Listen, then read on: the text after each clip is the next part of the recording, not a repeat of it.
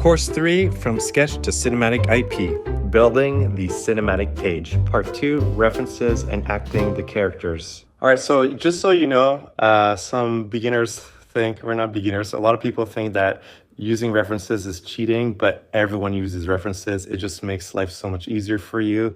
And the more you're going to be questioning like the wrinkles or the anatomy and all that stuff, it's just going to make it harder to read and understand what's going on. So you're just making it also easier for the reader, which is the point. You want people to read and enjoy what you've created.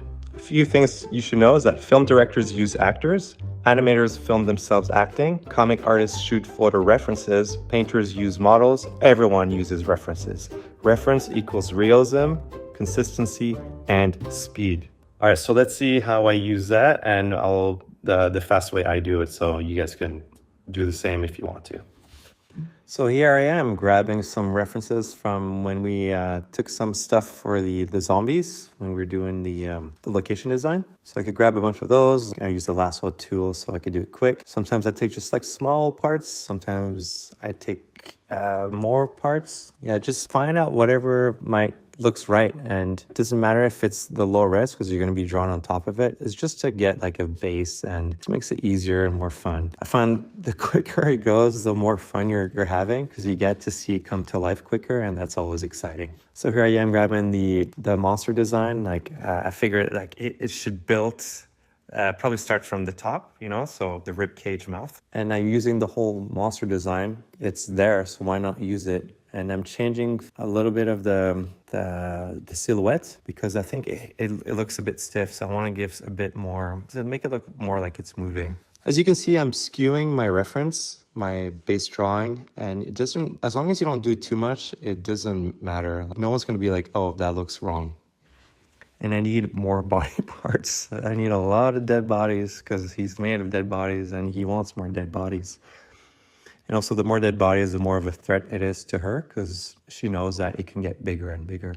I didn't use that reference before and I thought it was really creepy, scary, cool. So might as well use it this time. And again, it's good to have a good silhouette. So that hand is a really good silhouette. And so we get to use it. Yeah, what a creepy hand. I would never want that to touch me. That looks cool.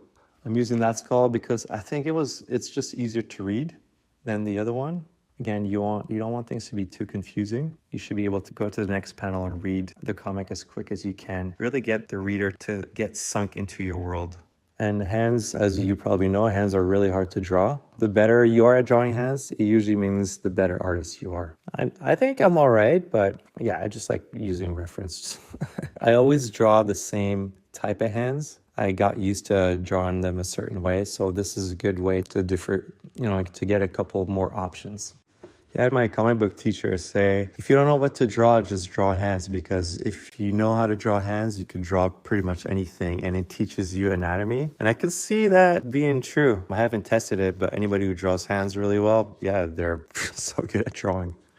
This is a fun one. I want to give good movement. So the hair is flowing in the wind. Trying to get a good silhouette here, something that's easy to read, of course, and adding more bodies in the foreground that are also trying to grab her, and they're morphing into each other. In the foreground, I'm trying to get some of their hands grabbing her, like a nice silhouette for that too. This is a bit embarrassing. I am posing for the girl.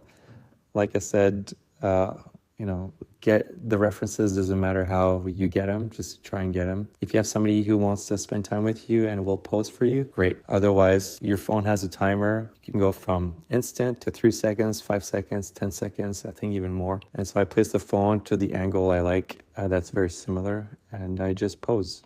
Some of my acting I'm really happy with, some of them not so much, but this is only reference, so you're going to be redoing it and you can fix whatever it is there. When you work in film, sometimes the actors just can't get it and it's really annoying. You're always hoping for the best and you think you casted the right person, but yeah, sometimes they don't want to put the blood on them or the goo or whatever. But if it's you take your shirt off like that, I got my shirt off. So there you go. That's me posing as all the dead bodies with no torso, no jacket, all skin. Okay, I'll see you in the next class now.